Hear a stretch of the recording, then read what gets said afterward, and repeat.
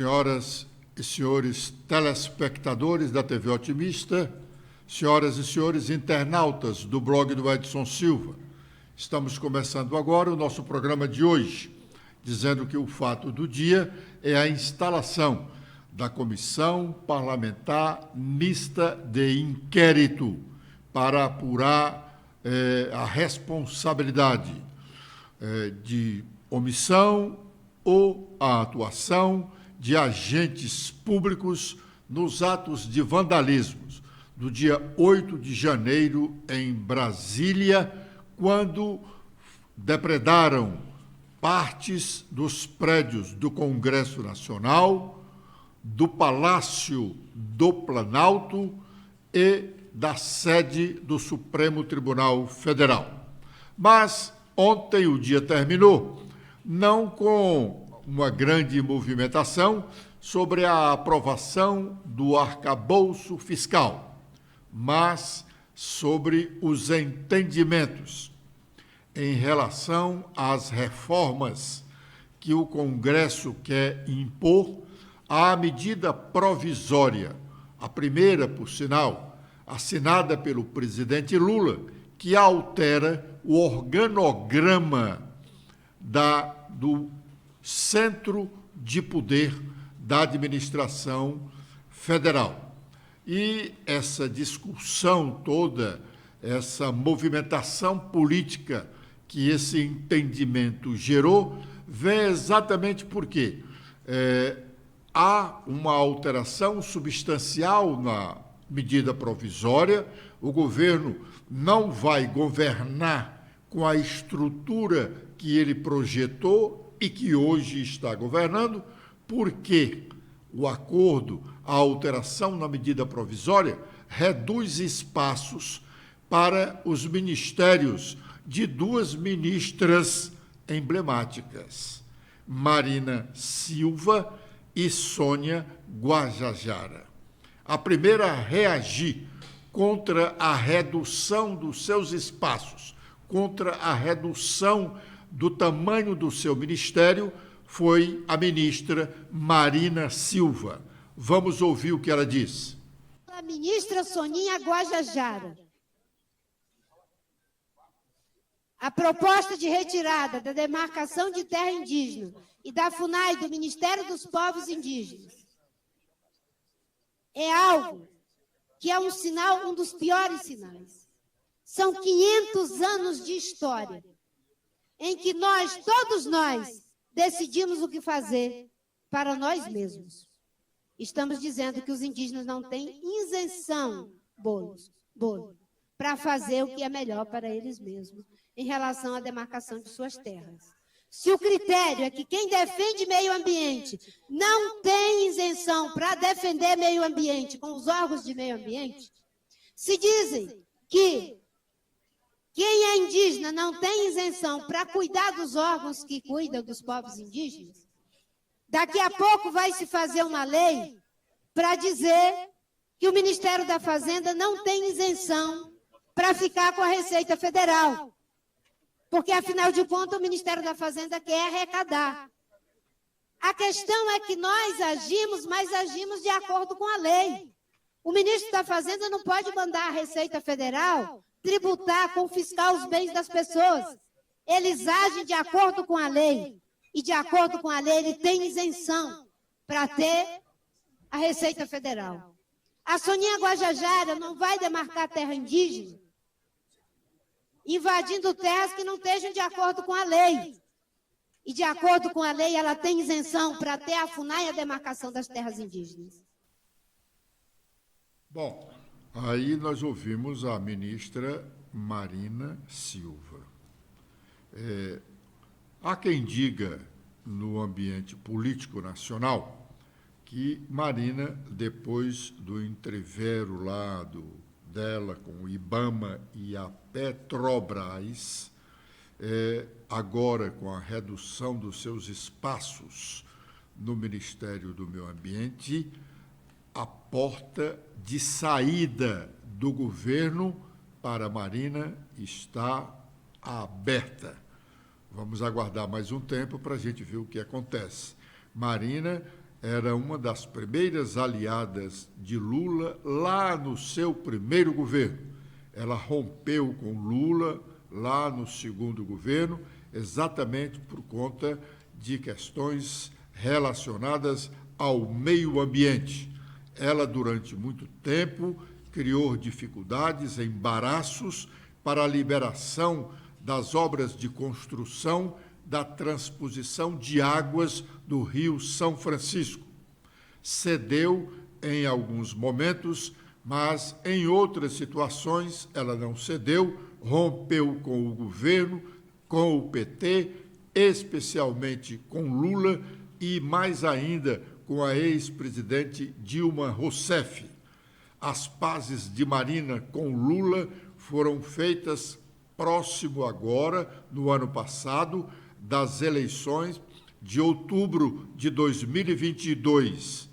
Foi um trabalho hercúleo de amigos de ambas as partes para consolidar essa consolidação da amizade, que agora está prestes a ser rompida novamente. Mas, assim como Marina protestou sobre a redução do tamanho do seu ministério, a ministra Sônia Guajajara foi no mesmo caminho. Vamos ouvi-la. Hoje é um dia que pode ficar marcado na nossa história, na história do Congresso Nacional, na história dos povos indígenas. Todo mundo lembra da campanha do presidente Lula, que trouxe a pauta indígena para o centro de sua campanha eleitoral. Todo mundo lembra o compromisso de campanha de retomar os processos de demarcação das terras indígenas após 4 anos de paralisação do governo Bolsonaro. Foi nessa perspectiva que foi criado o Ministério dos Povos Indígenas e que nos trouxe essa total confiança de assumir esse ministério. O mundo inteiro criou uma expectativa muito grande de que o Brasil pudesse retomar todo o seu protagonismo no cenário internacional, no que diz respeito ao combate à crise climática, no que diz respeito à proteção do meio ambiente, da biodiversidade e dos direitos dos povos indígenas. E hoje nós estamos aqui assistindo um verdadeiro ataque, um ataque desse mesmo Congresso que em 2016 destituiu uma mulher eleita presidenta da República. Hoje é essa mesma sensação que nos traz de que uma mulher indígena é atacada por esse mesmo Congresso, mas a vergonha é para o Brasil. De retirar do ministério, que levou 523 anos para ser criado, não demorou 4, 5 meses para que pudesse ser desmontado. Nós ouvimos aí a ministra Sônia Guajajara. Todo o noticiário político nacional dá conta de que essa alteração a ser votada na medida provisória, a primeira assinada pelo presidente Lula, montando o organograma do primeiro time do seu governo, faz com que o governo, cedendo ou não tendo condições de reagir, faz com que o Centrão tenha mais poder ainda. Ele já tinha um poder imenso no governo do ex-presidente Jair Bolsonaro. E agora está renovando esse poder no outro governo, no governo totalmente oposto ao anterior, neste governo do presidente Lula. E assim fala o editorial de hoje do jornal O Estado de São Paulo. Stephanie. Bom dia, Edson. Bom dia, internautas do blog Silva. O Estadão destaca que foi bastante simbólico que o texto base do arcabouço fiscal, tenha sido aprovado na noite desta última terça-feira, 23 de maio, dia em que mais cedo se reuniram para um almoço na residência oficial do presidente do Senado Federal, Rodrigo Pacheco, o presidente da Câmara, Arthur Lira, o ministro da Fazenda, Fernando Haddad, o presidente do Banco Central, Roberto Campos Neto, e empresários com influência nos ramos da economia brasileira, além de expor a trégua entre Pacheco e Lira, rompidos desde o imbróglio a respeito da tramitação de medidas provisórias nas duas casas. O evento selou um pacto de lideranças a favor da agenda econômica no Congresso. Como mostrou o Estadão, a presença de representantes de algumas das maiores empresas dos segmentos industrial, financeiro e varejista legitimou também a figura do ministro Fernando Haddad como interlocutor do governo junto ao legislativo e ao setor produtivo. E a expressiva votação que os deputados deram a favor do arcabouço também reflete esse entendimento. Agora é o momento de fazermos o nosso primeiro intervalo e já estaremos de volta com a sequência do nosso programa.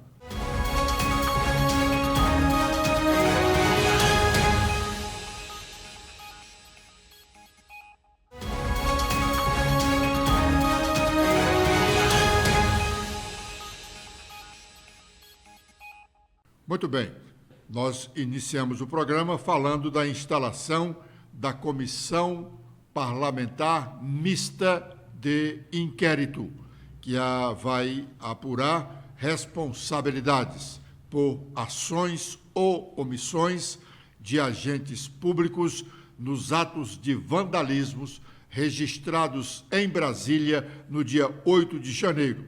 A sessão começou, a sessão de instalação da CPMI começou pouco antes das 10 horas e foi próximo das 11 horas, depois de muito questionamentos de ordem levantados por senadores e deputados, foi cumprido a primeira parte do acordo, que era eleger presidente dessa comissão o deputado federal Arthur Oliveira Maia, amigo pessoal do presidente da Câmara dos Deputados, Arthur Lira. Nesse momento ele está falando. Vamos ouvi-lo.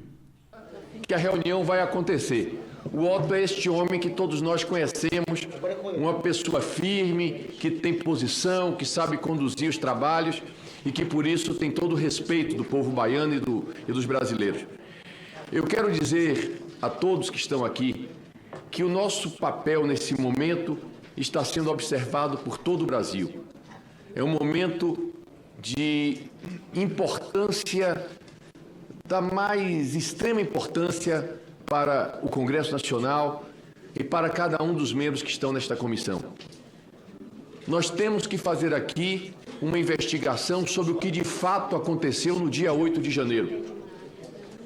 Esta comissão que vai fazer esse trabalho, vai fazer essa investigação, estará prestando um trabalho à democracia, porque não é razoável que nós tenhamos vivido aquilo que aconteceu no dia 8 de janeiro, com a invasão da sede dos três poderes, aqui desta casa, do Supremo Tribunal Federal, do Palácio do Planalto, e nada disso seja investigado por esta própria casa.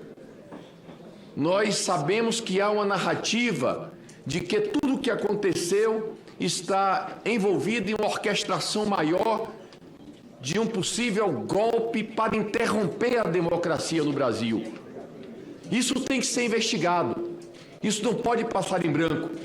Por outro lado, eu sei também que existe a narrativa de que houveram facilitações e etc. Enfim, todos esses discursos existem e nós, 64 senadores e deputados, teremos a obrigação de, com toda honestidade, colher as provas e fazer isso publicamente, porque, afinal de contas, o grande mérito dessa CPI é que nós estamos sempre no Congresso Nacional, como é da própria natureza do nosso poder, fazer as coisas em praça pública. Muitos me disseram, olha, o que nós estamos fazendo já está sendo feito pelo Supremo Tribunal Federal. Já estão havendo investigações idênticas promovidas pela Polícia Federal. Possivelmente, nós estejamos realmente seguindo a mesma trilha. Mas a diferença é que nesta casa, é que neste colegiado, o debate, a discussão, a investigação acontecerá, deputado Marcel, em praça pública, aberto, democrático, transparente, como é a natureza do Poder Legislativo. Esse é o grande mérito,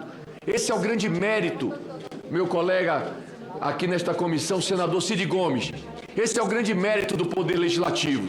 E é por isso que é muito importante o trabalho dessa CPMI. Eu tenho usado nesse debate uma analogia que diz o seguinte: se qualquer um de nós hoje, ao retornarmos para as nossas casas, encontrarmos a porta da nossa casa arrombada, nós não vamos simplesmente mandar trocar a fechadura. Nós vamos querer saber o que é que aconteceu, promover uma investigação para esclarecer, ainda que não tenham roubado nada, o que é que aconteceu. Pois bem, a porta foi arrombada e cabe a nós saber quais foram as razões que levaram a que essa porta tenha sido arrombada. Eu sou de uma geração que preza muito a democracia. Eu nasci no ano de 1964, justamente quando iniciava o governo militar. Aos 21 anos, estudante na Faculdade de Direito da Bahia, eu assisti emocionado e acompanhei com muito entusiasmo esta casa eleger Tancredo Neves no colégio eleitoral, em seguida convocar uma Assembleia Nacional Constituinte, que modificou a história desse país. E de lá para cá, nós temos o período mais longo de democracia que esse país já viveu. Nós somos construtores, todos nós que estamos aqui, construtores desse processo, e temos a responsabilidade de zelar por esse legado democrático trazido por tantos homens e mulheres, alguns que perderam sua vida e que durante esse processo teve como grande timoneiro o inesquecível deputado Ulisses Guimarães.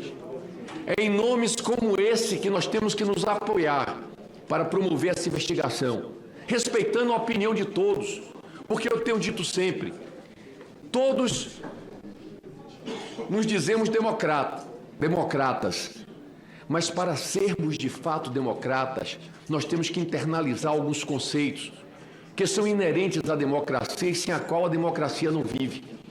A primeira delas é entender que a opinião divergente é absolutamente natural e que nós não temos que matar o nosso opositor, nós temos que convencer ou sermos convencidos. O contraditório é uma parte indispensável da democracia. Como sabemos também que existem regras que não são escritas, mas que permeiam e se constituem de bom senso, que são essenciais para que a democracia de fato seja vigorosa. E essa regra de bom senso, ela começa no respeito à opinião alheia, na limitação dos poderes que nós podemos exercer. Ora, nós sabemos que qualquer um, senador, deputado, se quiser aqui obstruir o trabalho, fazendo confusão, interrompendo toda hora, vai causar um dano enorme. Mas a expectativa que eu tenho é que, com a fé que temos na democracia, nós possamos usar com mediação. Muito bem. Quem está falando aí é o deputado federal Arthur Oliveira Maia. Ele é do União e representa o estado da Bahia. Por conta da sua indicação para a presidência, o MDB do Senado deixou de participar do comando dessa CPI. Ele, Arthur Oliveira Maia, é nome ligadíssimo ao presidente da Câmara dos Deputados, Arthur Lira, inimigo pessoal do senador ou dos senadores Renan Calheiros, pai e filho. Renan, era um dos nomes cotados para ser presidente ou relator da CPI. Mas ele ontem, juntamente com o líder do MDB no Senado, comunicaram ao presidente Lula de que não participariam do comando da CPI porque entendiam que o governo não estava devidamente preparado para participar dessa comissão parlamentar mista de inquérito. No fundo, é a briga política aqui do vizinho estado de Alagoas, de onde são representantes o deputado federal Arthur Lira e os senadores Renan Calheiros, pai e filho. Depois da confirmação do deputado federal Arthur Oliveira Maia, nós vamos ter, então, a homologação do nome do vice-presidente da CPI, que deverá ser o senador cearense Cid Gomes, que ainda ontem, ao viajar para Brasília, dizia lá no aeroporto que essa CPI não ia chegar a lugar nenhum. Isso era coisa de pessoas ligadas ao Bolsonaro. E que o interesse dele, naquele momento, ele não estava sendo cotado para participar da mesa da Comissão Parlamentar Mista de Inquérito. Era apenas um integrante, representando o bloco de que faz parte o PDT. Ele dizia que ela não ia chegar a lugar nenhum, mas ele ia buscar, o interesse dele era saber quais ou quem são, ou quem foram os financiadores dos atos de vandalismo. Agora é o momento de fazermos o nosso segundo intervalo e já estaremos de volta com a última parte do nosso programa.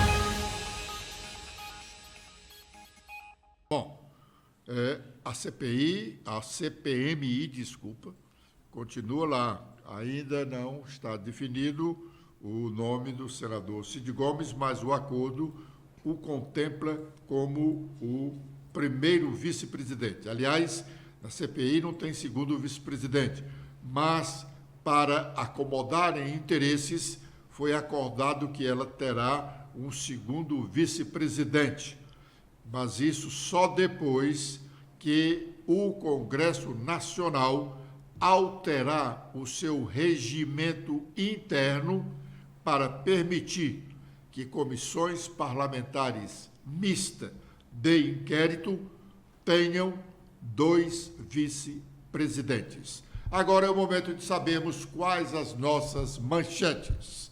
Letícia. Olá, Edson. Olá a todos que acompanham o nosso programa desta quinta-feira. Com as atualizações feitas no nosso blog, temos que, com Lewandowski no comando, o Conselho Jurídico da CNI será fundado no dia 30. O convite ao ex-ministro foi feito pelo presidente da CNI, Robson Braga de Andrade. Segundo o dirigente, o ministro aposentado reúne qualidades jurídicas inquestionáveis e conhecimentos sobre o setor para colaborar com a entidade. Ministra do Supremo, ministra Carmen Lúcia, mantém decisão que obriga Deltan Dallagnol a indenizar o presidente Lula.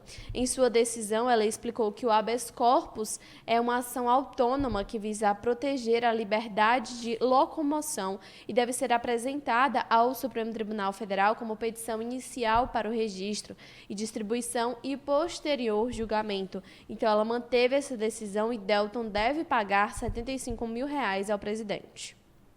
Cearenses protagonizam discussões sobre hidrogênio verde no Senado Federal. O atual secretário do Desenvolvimento Econômico e Trabalho aqui do Ceará e deputado licenciado Salmito Filho, disse que seu estado vem adotando medidas em favor das energias limpas há cerca de 40 anos. Ele defendeu um plano estratégico nacional e ações integradas entre estados e a União para fomentar a produção de energia renovável. O TSE anuncia a nomeação de Floriano de Azevedo Marques e André Ramos Tavares para a Corte Eleitoral. Disse Alexandre de Moraes, o presidente da República já nomeou os 2 juízes para o TSE. Nomeou o professor Floriano na vaga de decorrente do término do ex-juiz Sérgio Banhos e nomeou o professor André Ramos na vaga do primeiro mandato do professor Carlos Orbach. Com os destaques nacionais, iniciando pelo Estadão, temos em manchete um exclusivo que Lula e Alckmin falam sobre a neoindustrialização para o Brasil que queremos. Com as últimas da Folha de São Paulo, temos que o governo Lula libera R$ 1 bilhão em emendas e prioriza aliados e o Centrão em semana-chave. PT, PSD, MDB, União Brasil, PP e Republicanos são os partidos mais beneficiados por esses repasses. Muito bem. Na CPMI está falando agora a senadora Elisiane Gama, que, pelo acordo, será relatora da CPMI, embora no início tivesse havido algum protesto, alegando que ela era muito amiga do ministro da Justiça, Flávio Dino, um dos investigados. Obrigado pela audiência dispensada. Amanhã estaremos de volta neste horário com a nossa entrevista da sexta-feira. Letícia. Eu também faço os meus agradecimentos a todos que nos acompanharam hoje. Até amanhã.